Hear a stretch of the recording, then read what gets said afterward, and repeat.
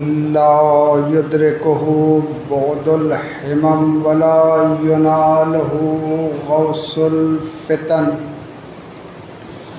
الذي ليس لصفته حد محدود ولا نعت موجود ولا وقت معدود فطر الخلائق بقدرته ونشر الرياح برحمته والصلاة والسلام والتحية والإكرام على النبي الأمي العربي القرشي المكي المدني الهاشمي الذي سمع في السماء أحمد وفي الأرض أبي القاسم محمد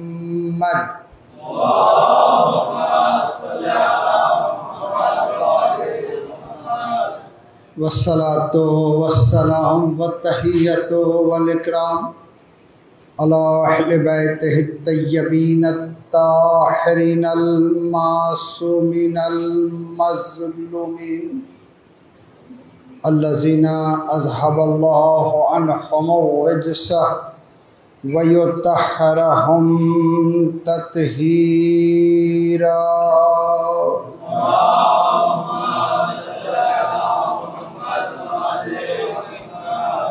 لعنة الله على أعدائهم أجمعين من يومنا هذا إلى قيام يوم الدين. بسم الله الرحمن الرحيم. لا تلبسوا الحق بالباطل وتكتموا الحق وأنتم تعلمون. صلوات.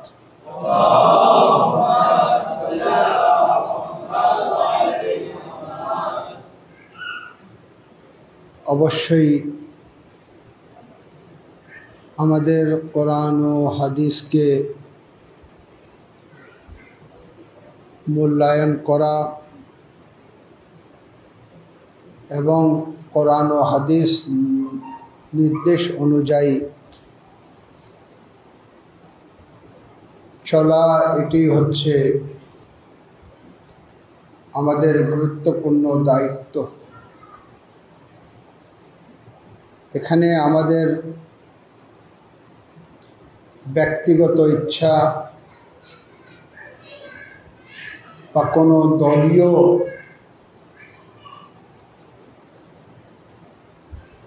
ইচ্ছাকে সংযুক্ত করার কোনো সুযোগ নেই। ইসলাম আকীদার দিক দিয়েও পরিপূর্ণ, ফুরুয়াত যেটা হচ্ছে আহকামের সাথে সম্পৃক্ত, সেই দিক দিয়েও পরিপূর্ণ। না কোনো কিছু সংযোগ করার সুযোগ রয়েছে, না বাদ দেওয়ার কোনো অবকাশ। আজকে যদি আমি বলি যে বিষয়ে আমাদের ঐক্যর মাপকাঠি হওয়া দরকার ছিল, যে বিষয়কে কেন্দ্র করে মুসলমানদেরকে ঐক্যবদ্ধ হওয়া উচিত ছিল, ইসলামের শত্রুরা যারা ইসলামকে মেনে নিতে পারেনি অথবা তাদের অন্তরে নেফাক ছিল, যে কারণে যে বিষয়কে কেন্দ্র করে ঐক্য হওয়া উচিত সেই বিষয়টাকেই বিতর্কিত করেছে। নিশ্চিতভাবে যে ইসলাম যেই হাতে সুরক্ষিত, এটা আমার কথা নয়, কোরআন বলছে, হাদিস বলছে, সেটা হচ্ছে আহলে বাইতে আতহার। আহলে বাইতের হাতে কোরআন সুরক্ষিত আছে, আহলে বাইতের কাছেই হাদিস সুরক্ষিত আছে, আহলে বাইতে আতহার আলাইহিস সালাতু ওয়াস সালামের কাছেই দ্বীন সুরক্ষিত আছে। যদি অবিকৃত দ্বীন দেখতে চান, যেই দ্বীনে কোনো ইখতিলাফ নেই, সেই দ্বীন যদি দেখতে চান, যেই দ্বীন কোরআন ও হাদিস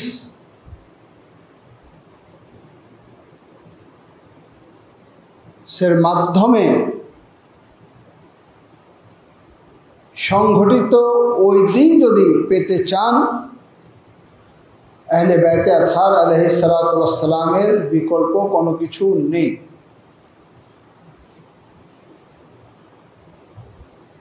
এ বিষয়ে আমাদেরকে 1400 বছর ধরে আলোচনা করতে হচ্ছে, স্পষ্ট করতে হচ্ছে। তারপরে এক ধরনের জবাব যেটা আমরা পাচ্ছি সেটা হচ্ছে এটা, যে হ্যাঁ, অবশ্যই আহলে বাইতকেও মূল্যায়ন করা উচিত, সাহাবায়ে কেরামকেও মূল্যায়ন করা উচিত। আমরা উত্তরে বলে থাকি, হ্যাঁ ঠিক, আহলে বাইতকেও মূল্যায়ন করতে হবে, সাহাবাকেও মূল্যায়ন করতে হবে। কিন্তু যে প্রশ্নটা উত্থাপিত হয় সেটা হচ্ছে এটা, দ্বীনে মূল্যায়ন করতে গেলে কোরআন ও হাদিসকে এক কাতারে আনা কি সম্ভব, নাকি প্রথম কোরআন তারপরে হাদিস? অর্থাৎ আর যে দেখার সুযোগ নেই, তুলে দেখতে হবে। প্রথম কোরআন, তারপরে হাদিস। হাদিস কোরআনের ব্যাখ্যা, কোরআন ও হাদিস, কোরআন তারপরে হচ্ছে হাদিস। যদি আমরা একটু গভীরতায় যাই, কোরআন যেটা আমাদের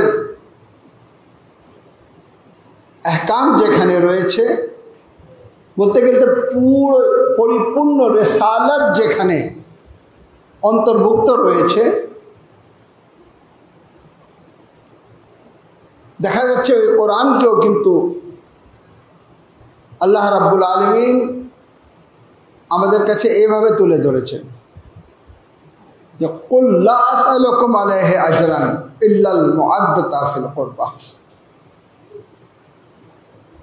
রিসালাতের বিনিময়ে কোনো কিছু নেই।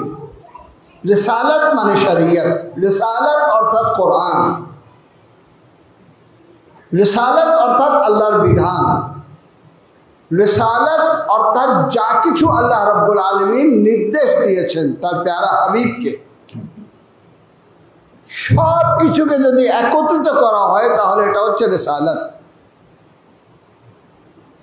রিসালাতের বিনিময়ে যে বিষয়ে আমাদেরকে মূল্যায়ন করতে বলা হচ্ছে সে হচ্ছে আহলে বাইতে আতহার, মুআদ্দাতে আহলে বাইত। আবার আমি প্রশ্ন করি, তাহলে কোরআন ও আহলে বাইত সমান? না, কোরআন, কোরআনের পরে আহলে বাইত। যেভাবে কোরআনের পরে হাদিস, তাহলে আসুন আমরা এটাকে এইভাবে কোরআনের দৃষ্টিতে, হাদিসের দৃষ্টিতে, যে কোরআন, কোরআনের পরে হাদিস, হাদিসের রাসূল, তারপরে হচ্ছে রাসূলের আহলে বাইতে আতহার, তারপরে হচ্ছে সাহাবায়ে কেরাম, তারপরে হচ্ছে তাবেঈন, তবে তাবেঈন। এইভাবে যদি সাজানো হয় তাহলে কোনো ইখতিলাফ থাকে না। কিন্তু অত্যন্ত দুঃখের বিষয়, অত্যন্ত পরিতাপের বিষয় যে কোরআনের কথা আসলেই বলা হয় কোরআন কি আমরা মূল্যায়ন করব, হাদিসকে আমরা মূল্যায়ন করব, কিন্তু যখনই আহলে বায়তের কথা আসে তখন বলা হয় আহলে বায়ত ও সাহাবা, যেটা মওলায়ে কায়নাত আলী ইবনে আবি তালিব আলাইহিস সালাতু ওয়াস সালাম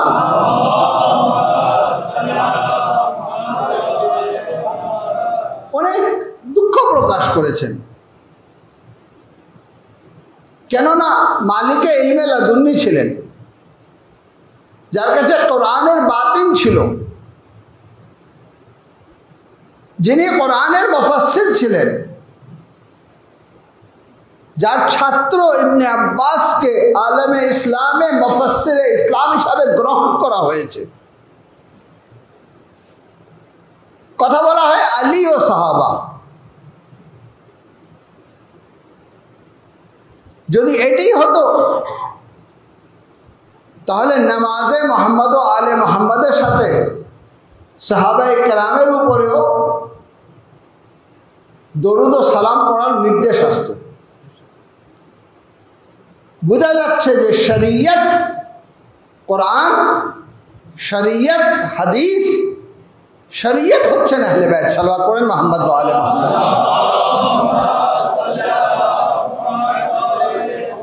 আমাকে বলা হচ্ছে মেনে নেন,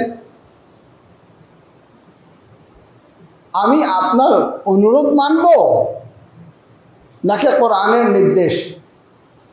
কোরআন বলছে ফাত্তাকতুমুল হাক্কা ওয়া আনতুম তা'লামুন, হক জানা সত্ত্বেও তুমি যদি হককে কিতমান করো, হককে যদি গোপন করো, এটা কিন্তু জঘন্যতম অপরাধ। হয়তো এই অপরাধ আমাকে ইসলাম থেকে বের করে দেবে, এত বড় একটি অপরাধ।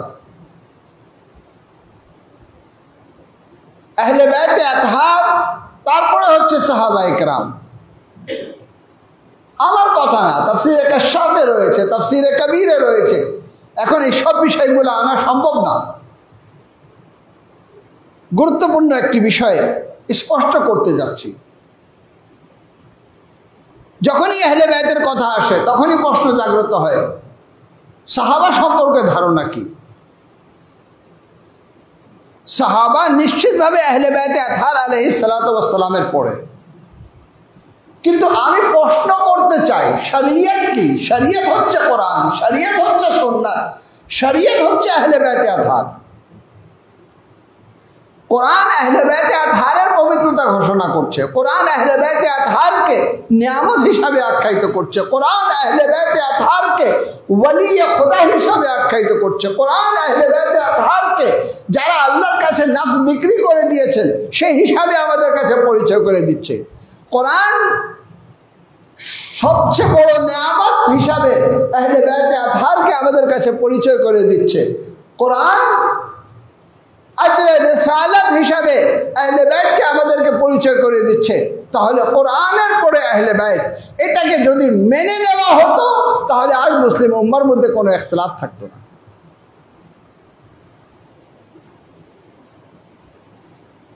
মওলায়ে কায়নাত আলী ইবনে আবি তালিব আলাইহিস সালাতু ওয়াস সালাম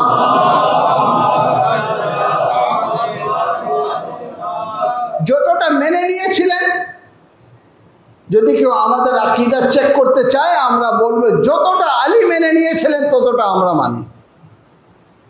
জিজ্ঞাসা করা হয় প্রথম খলিফা সম্পর্কে আপনাদের আকীদা কি, দ্বিতীয় খলিফা সম্পর্কে আপনাদের আকীদা কি, তৃতীয় খলিফা সম্পর্কে আপনাদের আকীদা কি? আমরা পাল্টা জবাব দেব, প্রথম খলিফা, দ্বিতীয় খলিফা, তৃতীয় খলিফা সম্পর্কে আলী ইবনে আবি তালিবের আকীদা কি? সালাওয়াত পড়েন মুহাম্মদ ওয়া আলে।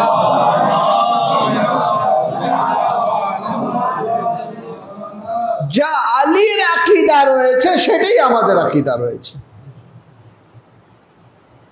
আলী সহযোগিতা করেছেন, আমরাও আজকে মুসলমানদের সহযোগিতা করতে প্রস্তুত।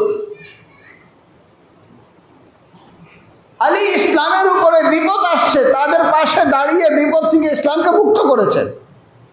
মুসলমানদের উপরে বিপদ আসলে আমরাও তাদের সাথে আছি। কেন? আমরাও মুসলমান, মুসলমানই না বরং আমরা দাবিদার রাসূলুল্লাহ সাল্লাল্লাহু আলাইহি ওয়া আলিহি ওয়াসাল্লামের যেটা আসল শরীয়ত, সেই শরীয়ত আমাদের কাছে রয়েছে, সেই শরীয়তের অধিকারী আমরা।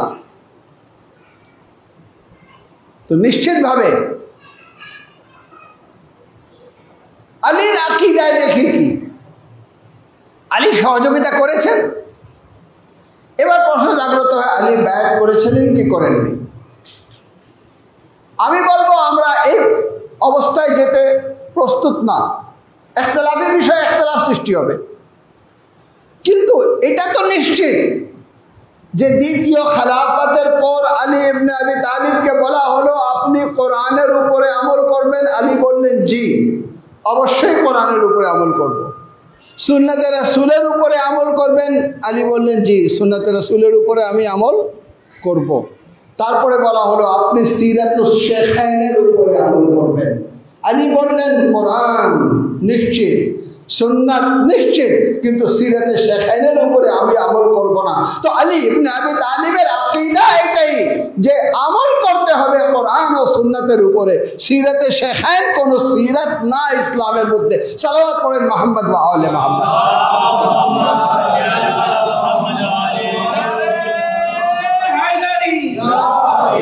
আলী ইবনে আবি তালিবের আকীদা যেটা আমাদের কাছে স্পষ্ট হয়েছে, আলী সহযোগিতা করেছেন কিন্তু সিরাতকে ইসলামে হুজ্জত মনে করেননি।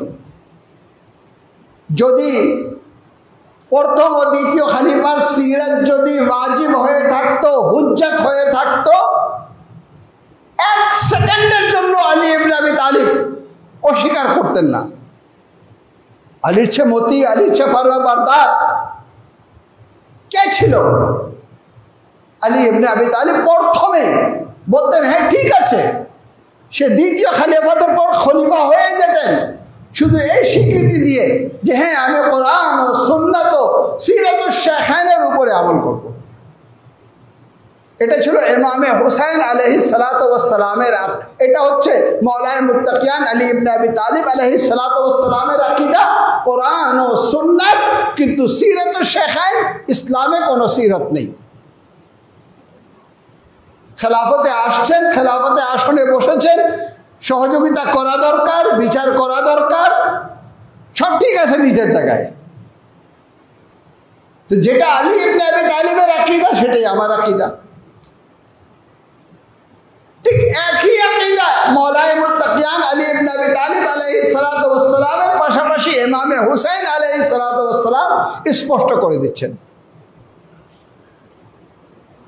বের হয়েছেন মদিনা থেকে, কি বলছেন? অরিদ আমারা বিল মারুফ আনহা আনিল মুনকার, আমি চাই সৎ কাজের আদেশ দিতে, অসৎ কাজে বাধা প্রদান করতে।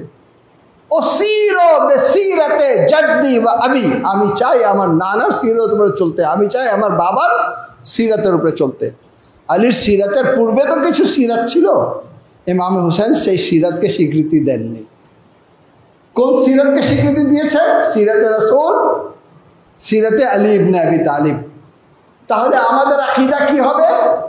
আমাদের আকীদাও এটি হবে যে কোরআন আমাদের জন্য হুজ্জত, রাসূল খুদা সাল্লাল্লাহু আলাইহি ওয়া আলিহি ওয়াসাল্লামের সিরাত আমাদের জন্য হুজ্জত, মওলায়ে কায়নাত আলী ইবনে আবি তালিব আলাইহিস সালাতু ওয়াস সালামের সিরাত আমাদের জন্য হুজ্জত। তো যদি কেউ প্রশ্ন করে যে তোমার আকীদা কি, তো আমরা বলবো আমাদের আকীদা সেটাই যেটা আলী ইবনে আবি তালিবের আকীদা ছিল।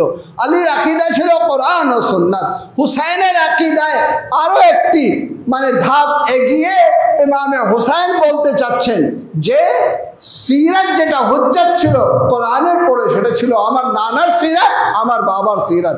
কারবালা অনুষ্ঠিত হয়ে গেল, এরপরে দ্বীনের সঠিক চিত্র আমাদের সামনে চলে আসলো। সেটা হচ্ছে কি? কোরআন ও আহলে বায়ত, কোরআন ও রাসূল, রাসূলের পরে আলী ইবনে আবি তালিব, আলী ইবনে আবি তালিবের পরে কারবালা ইমামে হুসাইন আলাইহিস সালাতু ওয়াস সালাম সমস্ত চেতনার বিপরীত অবস্থান নিয়ে এত বড় মহান ত্যাগ স্বীকার করে স্পষ্ট করে দিয়েছেন, কেউ সাহাবী সেজে আসুক বা কেউ তাবেঈন সেজে আসুক, দ্বীনের বিপরীত যদি কোনো কিছু আমাদের সামনে নিয়ে আসে আমি মানতে রাজি না। সাল্লাল্লাহু আলাইহি মুহাম্মদ।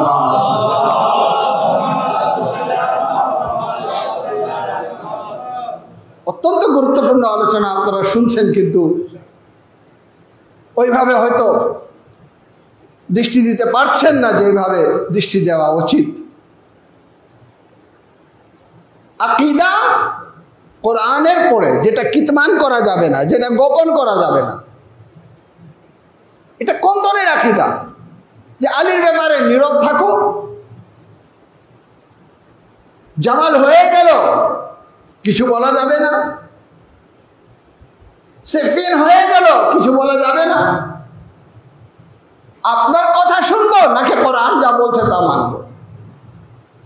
আপনার কথা শুনলে আপনি বলছেন নীরব। সিফিন ঘটে গেল, আমার কিছু বলা দরকার নেই, আল্লাহ বিচারক, আল্লাহ বিচার করবে।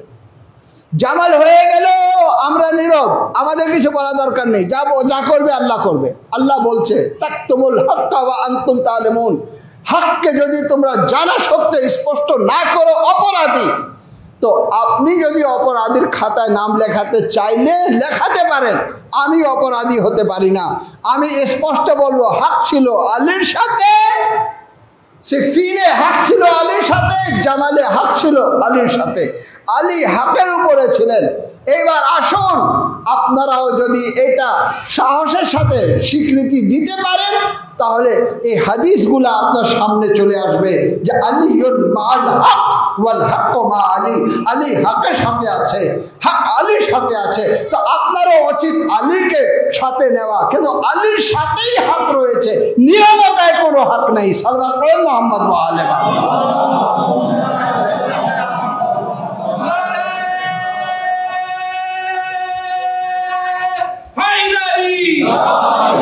সিফিন নিয়ে নীরবতা, এখানে কিন্তু হককে কিতমান করা হচ্ছে। জামালকে নিয়ে নীরবতা, হক জানা সত্ত্বে স্পষ্ট করা হচ্ছে না। কোরআন বলছে দেখো, হক জানা সত্ত্বে কিতমান করবা না, গোপন করবা না। তাহলে হক কি?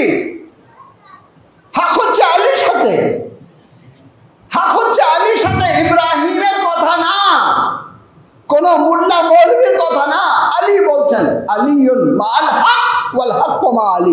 আপনি আলীর সাথে যেতে চান কি চান না? সাল্লাল্লাহু আলাইহি মুহাম্মদ ওয়া আলিহি মুহাম্মদ। নীরবতা আলীর সাথে, আলীর পক্ষে থাকার নাম না। নীরবতা মানে ঘটনা ঘটে গেল, আমি নীরব, না আমি এই পক্ষে গেছি, না আমি ওই পক্ষে গেছি। তো আপনি কোন পক্ষে যাননি, কিন্তু হক আলীর পক্ষে গেছে। আল হক মা আলী ওয়া আলিউন মা'আল হক। আপনি নীরব, কোরআন নেজার উপরে উঠে গেল। এবার বলেন আপনি কি বলবেন?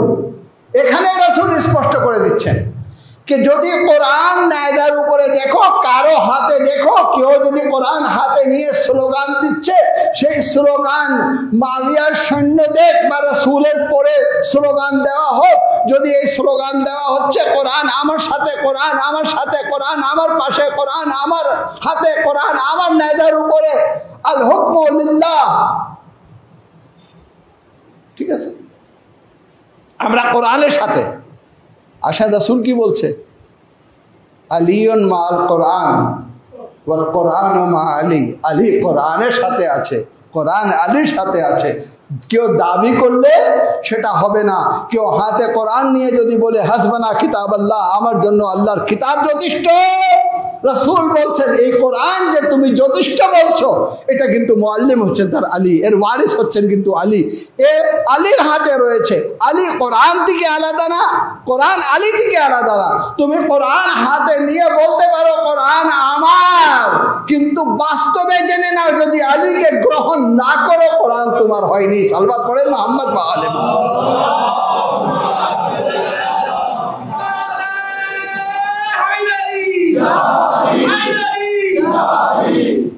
আলীউন মা'আল কোরআন ওয়াল কোরআন মা আলী। আলী কোরআনের সাথে আছেন আর কোরআন আলীর সাথে আছে। এখন কেউ যদি প্রশ্ন করে আপনার আকীদা কি, স্পষ্ট বললাম আমার আকীদা সেটাই যেটা আলীর আকীদা ছিল, আমার আকীদা সেটাই যেটা হুসাইনের আকীদা ছিল। আলীর আকীদায় কোনো সিরাতকে গ্রহণ করা হয়নি, সাহায্য করা হয়েছে। আমি মুসলমানদেরকে সাহায্য করতে রাজি আছি, মুসলমানদের আকীদা গ্রহণ করতে রাজি না। সালাওয়াত পড়েন মুহাম্মদ ওয়া আলে মুহাম্মদ।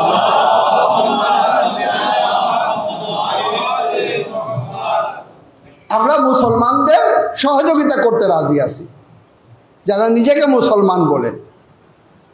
মুসলমান বললেই আমরা তাদের পাশে।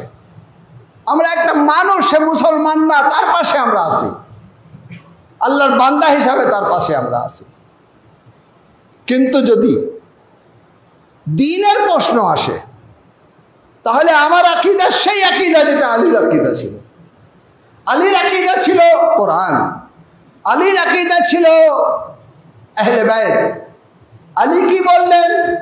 কোরআন ও সুন্নাত, কোরআন ও সিরাতে রাসূল। বাকি যে দুই সিরাতকে সংযুক্ত করা হয়েছে, আলী তাকে মানে না। সময় আরো বেড়ে গেল, আরো যখন বেড়ে গেল, দুটি ইমামত সংযুক্ত হয়ে গেল। যদি বলতে হয় তিনটি বেলায়েত সংযুক্ত হয়ে গেল, বেলায়েতে ফাতেমাতুজ জাহরা, বেলায়েতে আলী মুর্তজা, বেলায়েতে ইমামে হাসান মুজতবা। তাহলে ইমামে হুসাইন আলাইহিস সালাতু ওয়াস সালামের আকীদা কি সেটা দেখা দরকার।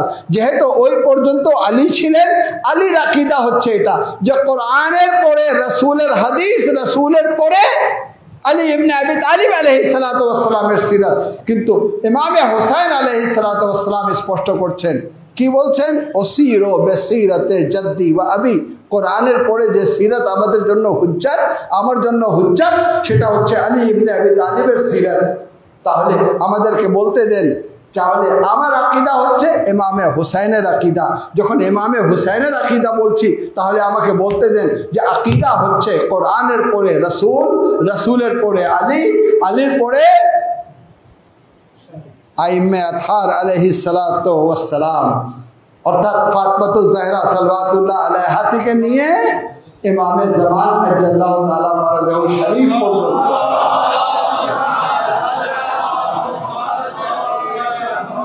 এই সকল সিরাত হচ্ছে আমাদের জন্য হুজ্জাত। আপনি বলবেন নীরব থাকেন, নীরব থাকেন, ঠিক আছে না, নীরবতার কোনো সুযোগ নেই। হ্যাঁ, ফিতনা সৃষ্টি করা দরকার নেই, ইখতিলাফ সৃষ্টি করা দরকার নেই, কিন্তু এই ব্যাপারে কোনো দুই মত নেই যে রাসূলের পরে যে ইমামতের ধারা শুরু হয়েছে, কোরআন সাপোর্টেড, সেটা কোরআন সেটাকেই সাপোর্ট করে, কোরআন সেটাকেই স্বীকৃতি দিয়েছে। কোরআন বলে দিচ্ছে রাসূলের পরে কে হবে, ইমামতের ধারা হবে। কোরআন বলে দিচ্ছে রাসূলের পরে কে হবে, আহলে বাইতে আতহার হবে। কোরআন বলে দিচ্ছে পবিত্রতার কার কাছে আছে, আহলে বাইতের কাছে আছে। কোরআন বলে দিচ্ছে সিদ্দিকিন কারা, আহলে বাইতে আতহার। কোরআন বলে দিচ্ছে যে নিয়ামত সম্পর্কে জবাব দিতে হবে তারা কারা, আহলে বাইতে আতহার। কোরআন বলে দিচ্ছে সিরাতে মুস্তাকিম কারা, আহলে বাইতে আতহার আলাইহিস সালাতু ওয়াস সালাম। সালাওয়াত পড়েন মুহাম্মদ ওয়া আলে মুহাম্মদ।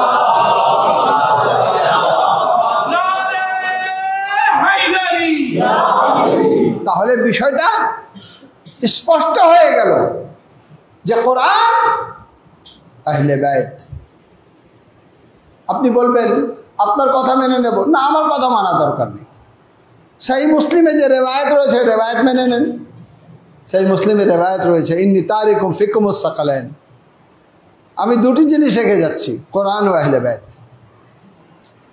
হ্যাঁ, নিশ্চিত সাহাবা আমাদের কাছে সম্মানিত, রাসূলের সাথে ছিলেন, রাসূলের সিরাতের উপরে আমল করেছেন, রাসূল যেভাবে নামাজ পড়তেন সেভাবে পড়েছেন, রাসূলের রেওয়ায়েতের বর্ণনাকারী, রাবিয়ানে হাদিস ছিলেন, সারে চশম। অবশ্যই এই পর্যায়ে আমাদের সম্মান দিতে হবে, যদি না দিয়ে থাকে আমরা জুলম করেছি, জালিমের মধ্যে অন্তর্ভুক্ত হব। কিন্তু ওয়ারিসানে শরিয়ত কোরআনের পরে আলী। কেন? আল কোরআন মা আলী ওয়া আলীউন মা আল কোরআন, আলীউন মা আল কোরআন ওয়াল কোরআন মা আলী। আলী কোরআনের সাথে আছে, কোরআন আলীর সাথে আছে। তাহলে যদি কোরআনকে পেতে চাই, আলীকে পেতে হবে। আল হক মা আলী ওয়া আলীউন মা আল হক। হক চাই আলীকে পেতে হবে।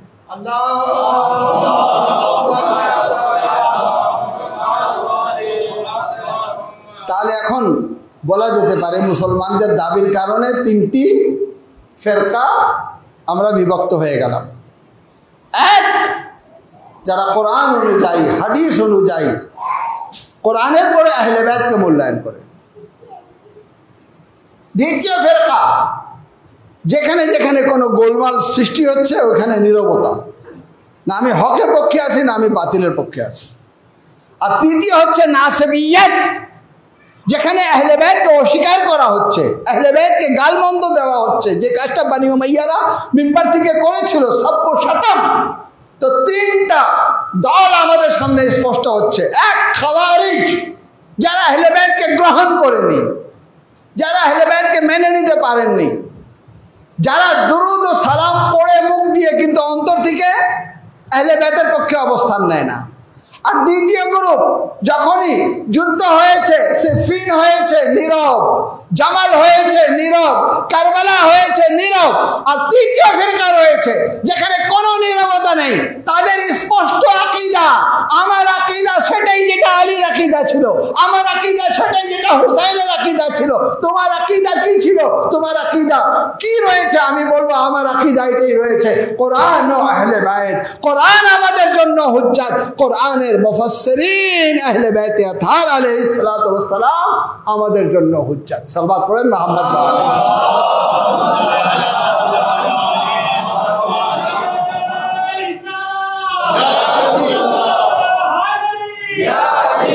এই পর্যায়ে আসার পর আরেকটি প্রশ্ন, যেটা ভুল আমরাও করি,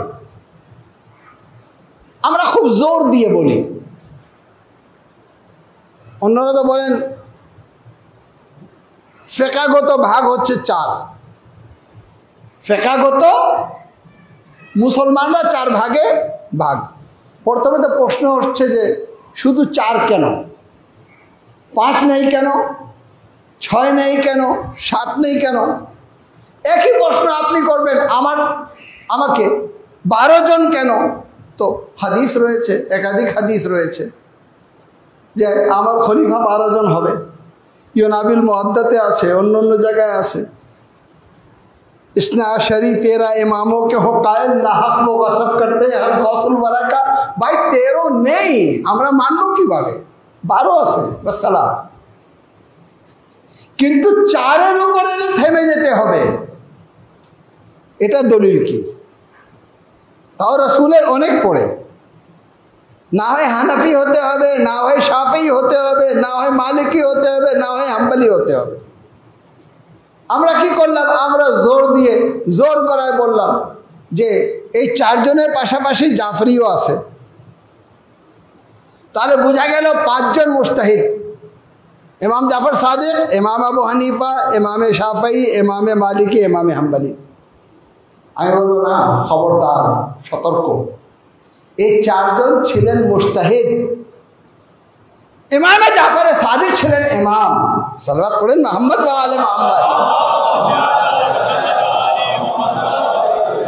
মুজতাহিদ মধ্যে আর ইমামের মধ্যে পার্থক্য রয়েছে।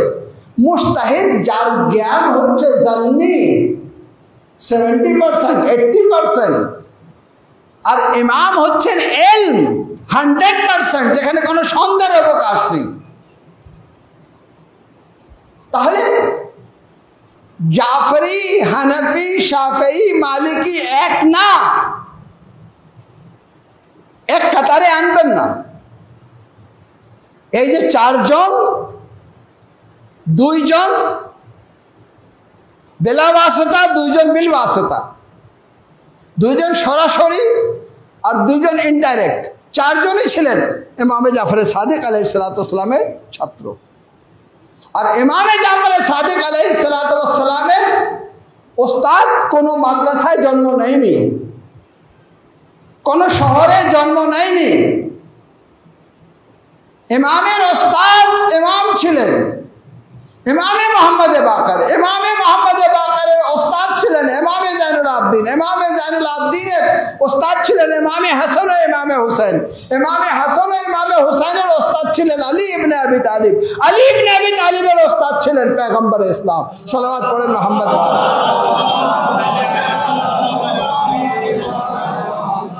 এক তো হলো এই সিলসিলা, আর দ্বিতীয় হলো প্রত্যেক ইমাম হচ্ছে হুজ্জতে খুদা, ইলমে লাদুন্নির মালিক, যাকে আল্লাহ জ্ঞান দিয়েছে, যার কাছে জ্ঞান আল্লাহর পক্ষ থেকে রয়েছে, শ্রেষ্ঠ জ্ঞানী। শুধু ফিকহের উপরে জ্ঞান না, যেই কোনো সাবজেক্ট, সেই সাবজেক্টে কোনো মাদ্রাসা নেই যেখানে ইহুদিও যায়, যেখানে খ্রিস্টানও যায়। একটি মাত্র মাদ্রাসা আমরা ইসলামে দেখেছি, সেটা হচ্ছে সাদেকে আলে মোহাম্মদের মাদ্রাসা, যেখানে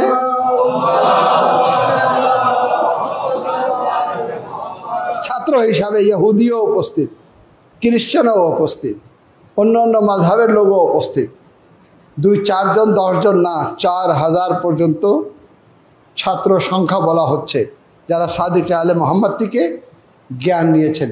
ইলমে তিব ছাত্র হচ্ছেন ইমামে জাফরে সাদেক, ইলমে কিমিয়া ছাত্র হচ্ছে ইমামে জাফরে সাদেক, ইলমে ফিকহ ছাত্র হচ্ছে ইমামে জাফরে সাদেক, উলুমে ইলাহিয়াত ছাত্র হচ্ছে ইমামে জাফরে সাদেক আলাইহিস সালাতু ওয়াস সালাম। অর্থাৎ জ্ঞানের কোনো একটি সাবজেক্ট এরকম নেই যে সাবজেক্টের উপরে ইমাম শিক্ষকতা করেননি, তার ছাত্র নেই। সাল্লাল্লাহু আলাইহি মুহাম্মদ।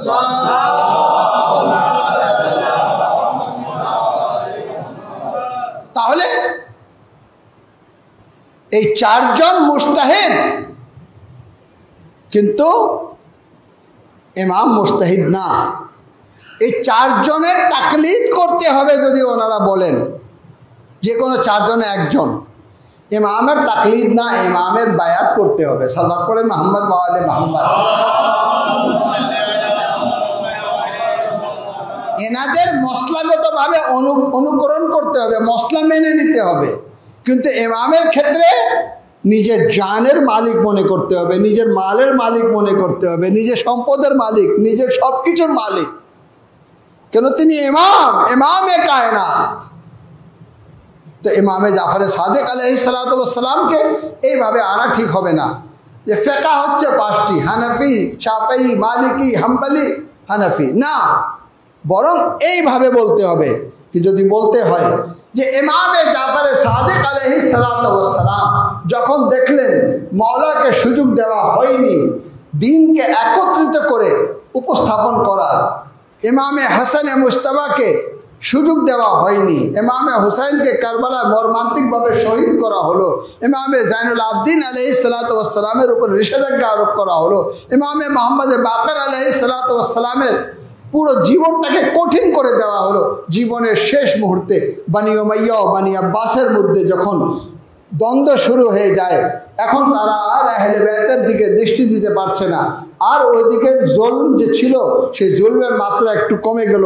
ইমামে মোহাম্মদ বাকার আলাইহিস সালাতু ওয়াস সালাম সুযোগ পেয়ে গেলেন ফিকহে রাসূলুল্লাহকে মানুষের কাছে কিভাবে পৌঁছানো যায়, সেটাকে ইমামে জাফর সাদেক আলাইহিস সালাতু ওয়াস সালাম আরো সুন্দরভাবে উপস্থাপন করেছেন। তাহলে আমাদের কাছে যে ফিকহ রয়েছে সেই ফিকহে ইমামে জাফর সাদেক আমরা বলি, কিন্তু সেই ফিকহ হচ্ছে ফিকহে ইমামে মোহাম্মদ বাকার, সেই ফিকহ হচ্ছে ফিকহে ইমামে জাইনুল আবদিন, সেই ফিকহ হচ্ছে ফিকহে ইমামে হাসান ও হুসাইন, সেই ফিকহ হচ্ছে ফিকহে মাওলায়ে মুত্তাকিয়ান। যদি বলি এক সেন্টেন্সে ফিকহে রাসূলুল্লাহ সাল্লাল্লাহু আলাইহি ওয়া আলিহি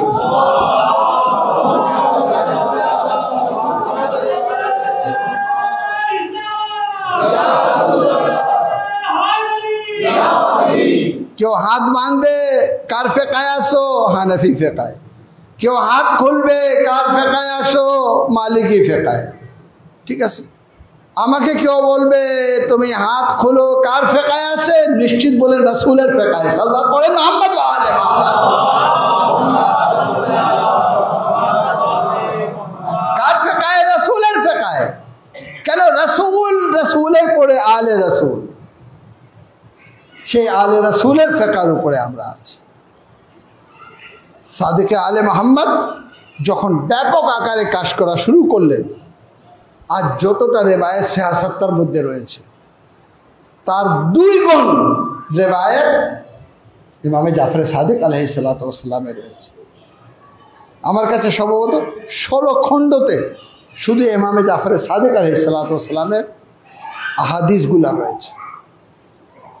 হায় আফসোস যে দুনিয়ার নানা ধরনের ঝামেলা, দুনিয়ার নানা ধরনের চাপে সেই গভীরতায় প্রবেশ করতে পারিনি। আমাকেও আল্লাহ মানে যদি ওইভাবে তৌফিক দিত, আর তৌফিকও কীভাবে দেয়, লাইসা লিল ইনসানি ইল্লা মা সা। আমি নিজেও তো নিজেকে দোষী মনে করি, যতটা চেষ্টা করা উচিত চেষ্টা করি না।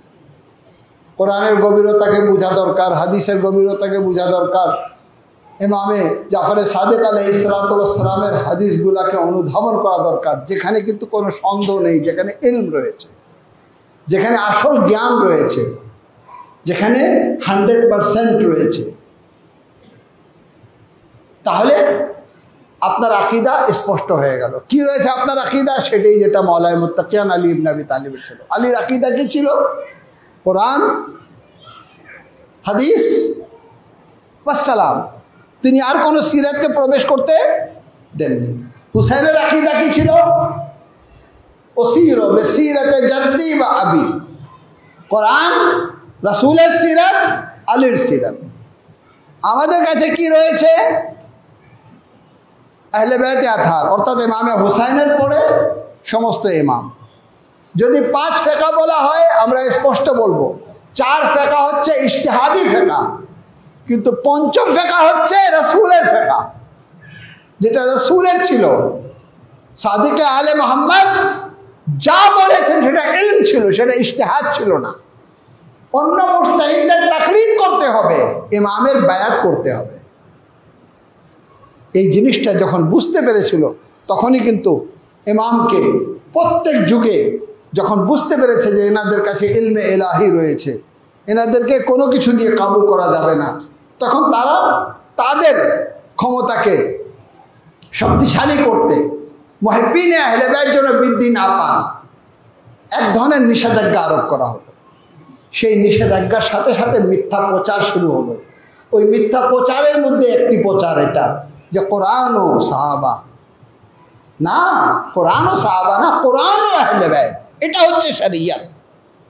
কোরআন, কোরআনের পরে আহলে বাইত, আহলে বাইতের পরে যারা অনুকরণ করবে, প্রথম অনুকরণ করেছেন সাহাবা, তারপরে তাবেঈন, তাবেঈন আমাদের পর্যন্ত। আমার আকীদা কি? আমার আকীদা হচ্ছে কোরআন ও সুন্নাত। কোরআন ও সুন্নাত যা কিছু বলেছে এটাই হচ্ছে আমাদের ফিকহ, এটাই হচ্ছে ফিকহ রাসূলুল্লাহ। যেই ফিকহকে ইমামে জাফর সাদিক আলাইহিসসালাম স্পষ্ট করেছে। কিন্তু আফসোস, বানি উমাইয়া বানি আব্বাস দ্বন্দ্বে লিপ্ত ছিল। ইমাম ইলমি কাজ করে যাচ্ছিলেন, কিন্তু বানি আব্বাসীরাও খেলাফতে আসার পর তারা কিন্তু আহলে বাইতের উপরে জুলম শুরু করে। যে জুলমের দ্বিতীয় শিকার ছিলেন প্রথম বানি আব্বাসীদের হাতে শহীদ হয়েছেন ইমামে মুহাম্মদ বাক্কার, তারপরে মনসুরে দেওয়ানকি, আমাদের 6ম ইমাম ইমামে জাফর সাদিক আলাইহিসসালাম। আজকে 25শে শাওয়াল, 24 দিবাগত রাত। এই 25শে শাওয়াল হচ্ছে সাদিকে আলে মোহাম্মদের শাহাদত দিবস। জাফরি বাস কর খুদা খাহি, যদি আল্লাহকে পেতে চাও জাফরি হয়ে যাও।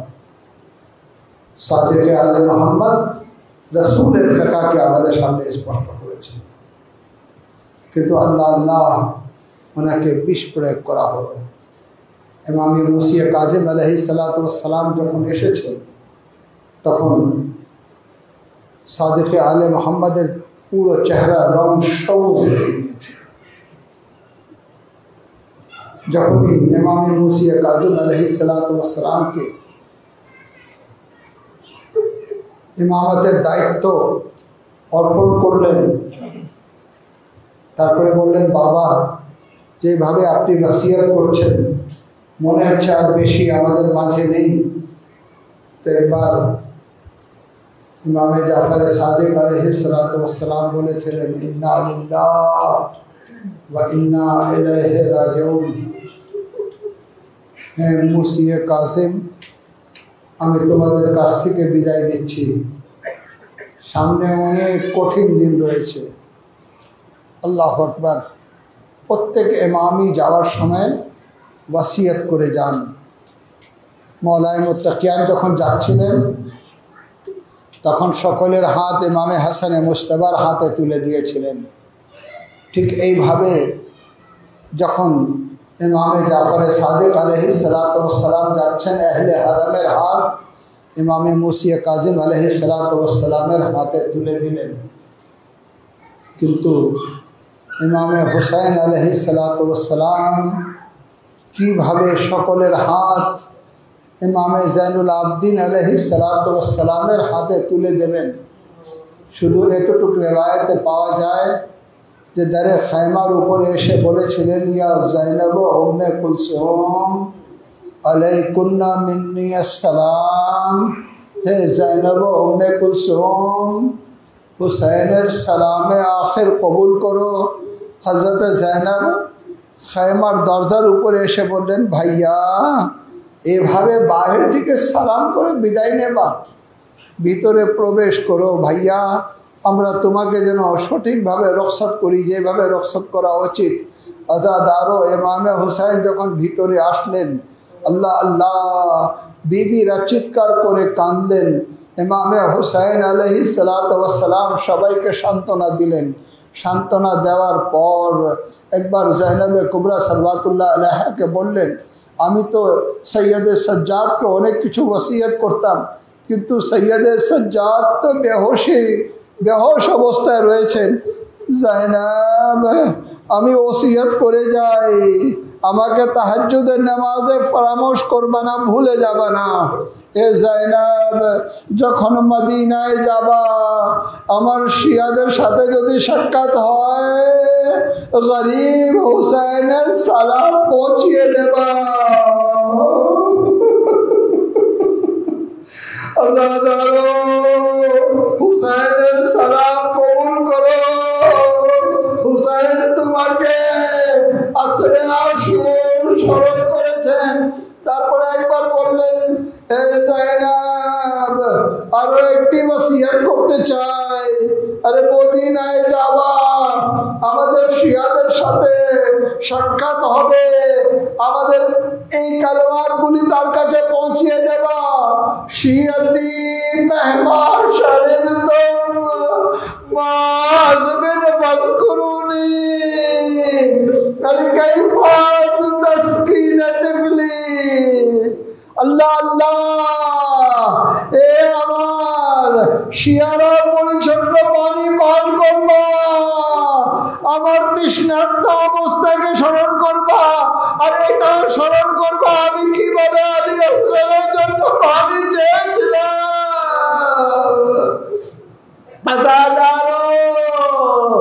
আরে পানি আরে আলী আসগরকে পানি দিয়ে সালাম করতে পারেননি, হাতের উপরে আলী আসগর শহীদ হয়ে গেলেন। আজাদারো এইভাবে ওসিয়ত করছেন কাকে? হযরত জাইনাবে কুবরা সালওয়াতুল্লাহ আলাইহাকে। জাইনাব শিয়াদেরকে আমার সালাম জানাবা। জাইনাব শিয়াদের বলবা পরিচ্ছন্ন পানি পান করলে আমার তৃষ্ণার্ত অবস্থাকে স্মরণ করতে। আল্লাহ আল্লাহ, এই কিছু ওসিয়ত ছিল যেটা হুসাইন করেছিলেন। কার সাথে? জাইনাবে কুবরার সাথে। আর কিছু ওসিয়ত ছিল যেটা সৈয়দে সাজ্জাদের কাছে গেলেন। সৈয়দে সাজ্জাদ একটু চোখ খুলে বাবার দিকে তাকাও। আজাদারো যখন হুসাইনের আওয়াজ পেয়েছেন, আরে সাজ্জাদ চোখ খুললেন, খুলে দেখেন তো কি দেখেন? বাবা রক্তাক্ত অবস্থায়।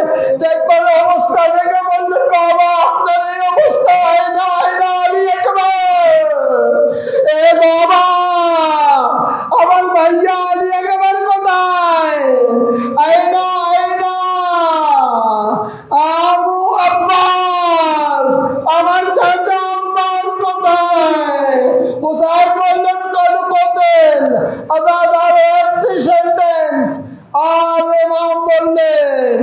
আরে পুরুষদের মধ্যে জাইনুল আবেদিন তুমিও আমি ব্যতীত আর কেউ নেই।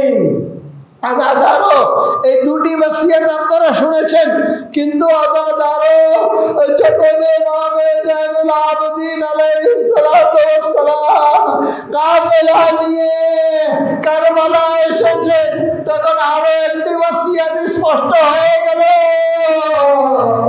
আল্লাহ আল্লাহ বনি আসাদের পুরুষরা হাত জুড়ে মওলার সামনে, মওলা ক্ষমা করে দেন। বলে কেন, কি অপরাধ তোমাদের? বলে জমিন ক্রয় করার পরে আকা ওসিয়ত করেছিলেন আমার লাশকে দাফন করে দেবা। আমরা লজ্জিত মওলা, লাশ দাফন করতে পারিনি। এর মধ্যেই বনি আসাদের আরে বিবিরা এসে হাত জুড়ে দাঁড়িয়ে গেল, বলে মওলা আমাদের ক্ষমা করবেন। বলে কি হয়েছে? বলে ইমাম আমাদের ওসিয়ত করেছিলেন যদি কোনো কারণে তোমার পুরুষরা আমার লাশ দাফন করতে না পারে, আরে তোমরা চলে আসবা, আমার কবরের উপরে কিছু মাটি দিয়ে দেবা। আল্লাহ তাআলা বনি আসাদের পুরুষদের ক্ষমা করলেন, নারীদের ক্ষমা করলেন। এরপরে দেখলেন যে কি দেখলেন, ছোট ছোট বাচ্চারা সাইয়্যিদের সাজ্জাদের সামনে এসে দাঁড়িয়ে গেল, মওলা আমাদেরকে ক্ষমা করে দাও। বলে তোমরা তো বাচ্চা, তোমাদের অপরাধ কি? হাত দিয়ে ইশারা করলো, আমরা ওই জায়গায় খেলছিলাম। আরে একবার ইমামে হুসাইন আমাদের সামনে এসে গেলেন, বললেন একটু খেলা থামো, একটু খেলা থেকে বিরত থাকো, আমি তোমাদের কাছে কিছু বলতে চাই।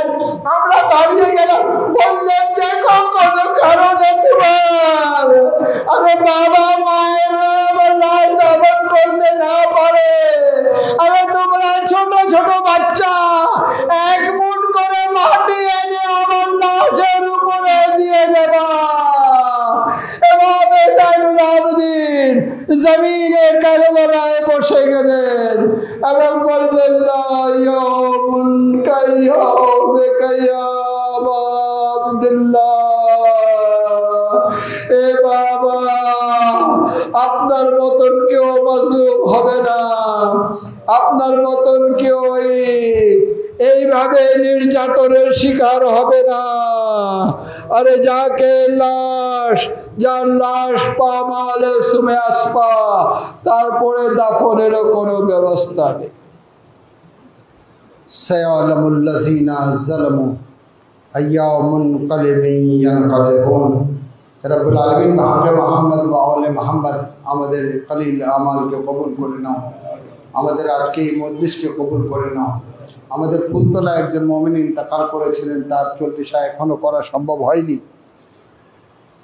তাহলে আমার কাছে রিকোয়েস্ট আসছে একটা ফাতিহা পড়া, আপনারা একবার সূরা আলহামদ 3 বার সূরা তাওহীদ ফাতিহা করে পড়ে ওনার রূহকে হাজিয়া করেন। বিসমিল্লাহির রহমানির রহিম। নাম কি ছিল সাজ্জাদ?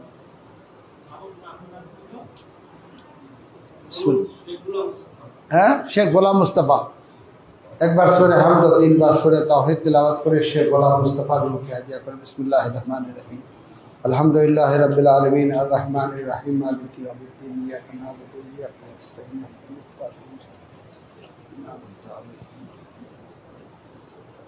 বিসমিল্লাহির রহমানির রহিম।